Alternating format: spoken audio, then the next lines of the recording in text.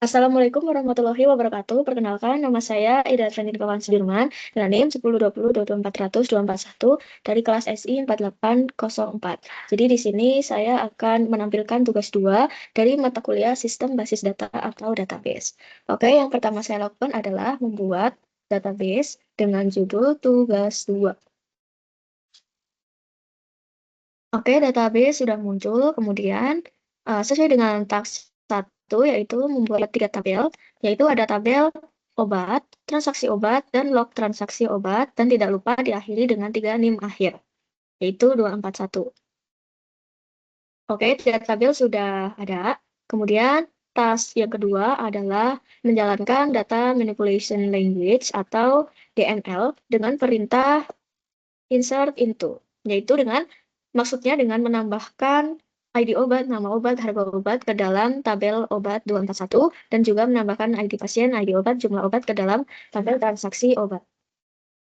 Oke, kemudian akan saya cek. Nah, ini sudah sesuai dengan yang tadi saya tulis atau sesuai dengan yang diperintahkan.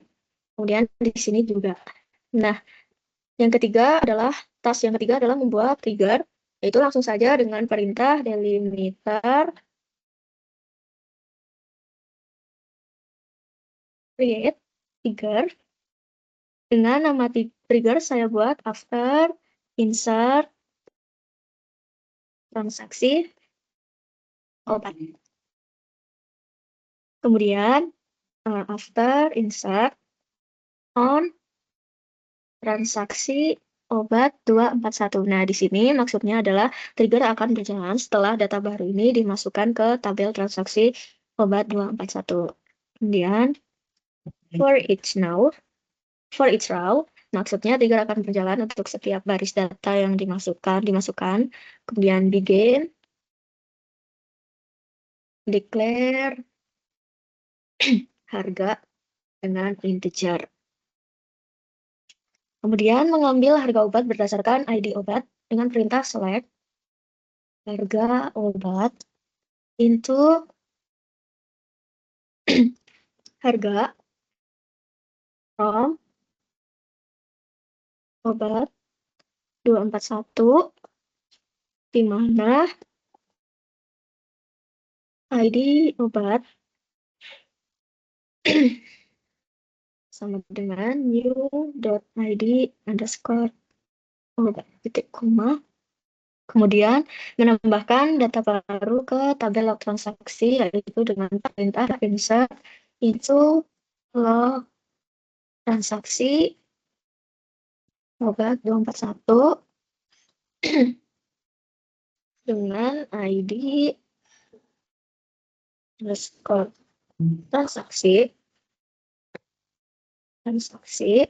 kemudian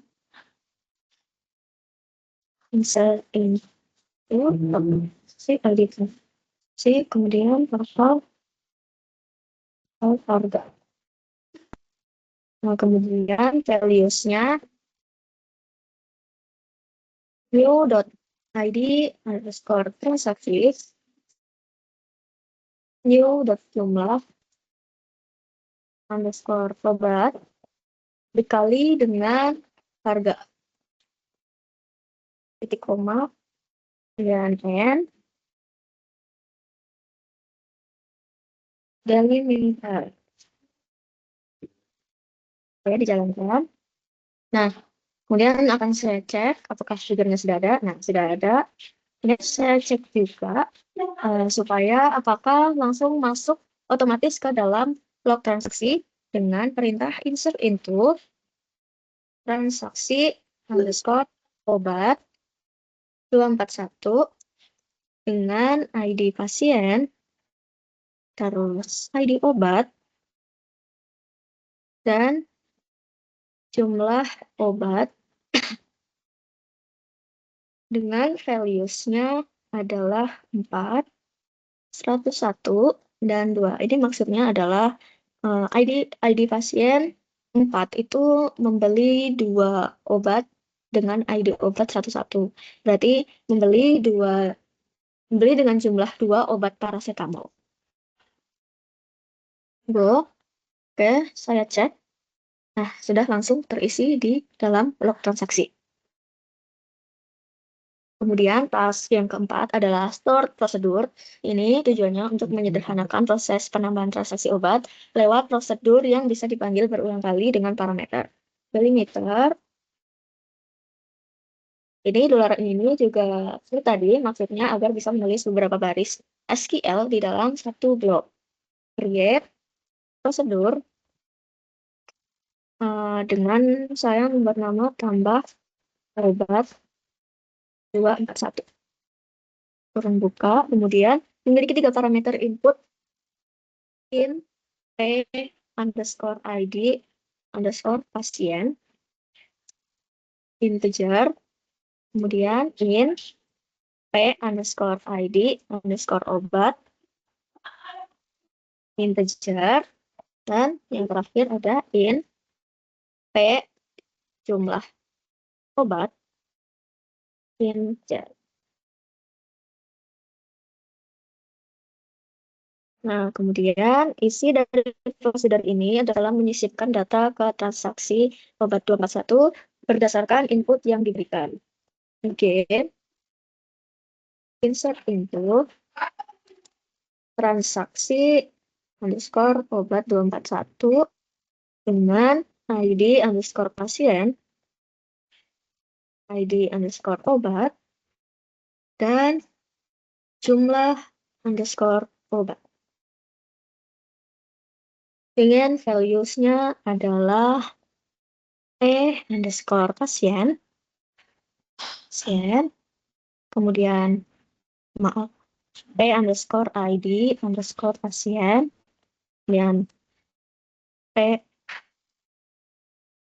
underscore ID underscore obat, kemudian underscore jumlah underscore obat, kurung tutup, titik koma. Kemudian N, delimiter spasi titik koma. Oke, prosedur sudah ada. Kemudian saya akan menguji untuk menjalankan prosedur apakah langsung juga auto masuk ke dalam log transaksi. Call tambah underscore obat underscore 241 2 103 dan 5. Gitu. Oke, saya cek. Oke, sudah ada. Ini yang kedua ini. Langsung masuk ke dalam task 5, yaitu membuat user first name dan last name, kemudian akan diberikan akses. Yang pertama, saya akan membuat create user, karena nama depan saya ID, maka create user, ID, add localhost, dengan identified by, saya buat passwordnya 67890 supaya mudah diingat.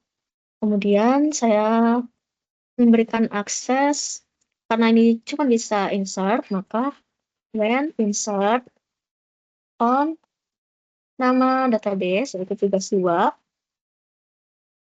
obat underscore 241 to id at localhost. Nah, saya tidak menggunakan revoke karena revoke itu sifatnya opsional kalau emang ada hak yang mau dicabut. Kalau belum ada hak sebelumnya, cukup grant yang diperlukan. Dan itu juga udah efektif membatasi buat akses user. Oke, sudah. Kemudian saya membuat user yang kedua dengan nama belakang saya, yaitu Sudirman. Create user, namanya Sudirman, add localhost,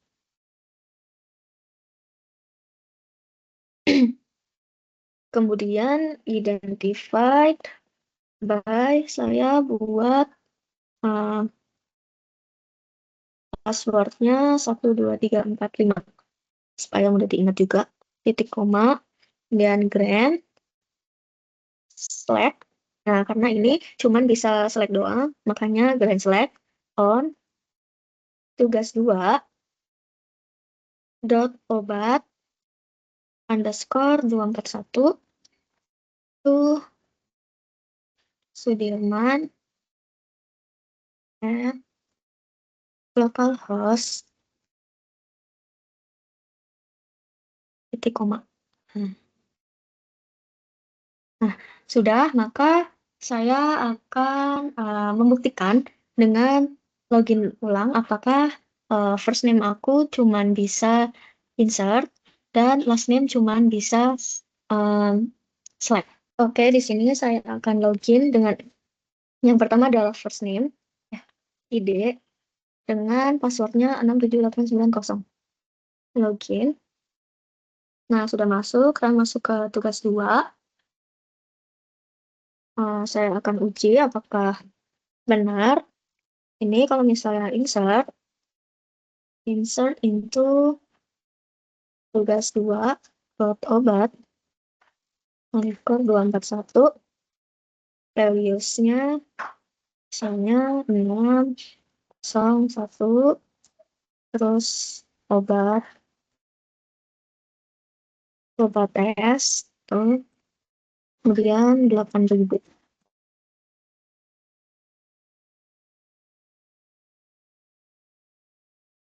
Nah, ini harusnya bisa karena ada akses insert.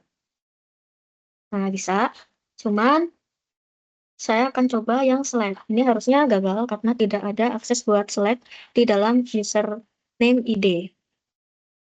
Select into tugas 2 dot obat. Maaf, harusnya select langsung from tugas 2 dot obat underscore 241. Nah, ini harusnya error. Nah, tidak ada karena tidak memiliki akses buat select. Kemudian saya akan ke yang last name, yaitu Sudirman. Nah, di sini username yang last name tadi, yaitu Sudirman, dengan 12345. 12345. Login, bisa masuk. Kemudian ngecek, harusnya ini yang bisa adalah kebalikan dari yang tadi. Ini harusnya select bisa. Select from tugas 2 dot obat 241 itu koma. Ini harusnya bisa. Nah, bisa muncul. Kemudian harusnya gagal buat insert karena tidak punya hak akses untuk insert. Insert into tugas 2 dot obat 241 dengan values-nya 602 obat S. Harganya 9.000. Ini harusnya gagal. Nah, gagal karena tidak punya akses buat insert. Oke, sekian dari saya. Apabila ada yang kurang, mohon dimaafkan. Assalamualaikum warahmatullahi wabarakatuh.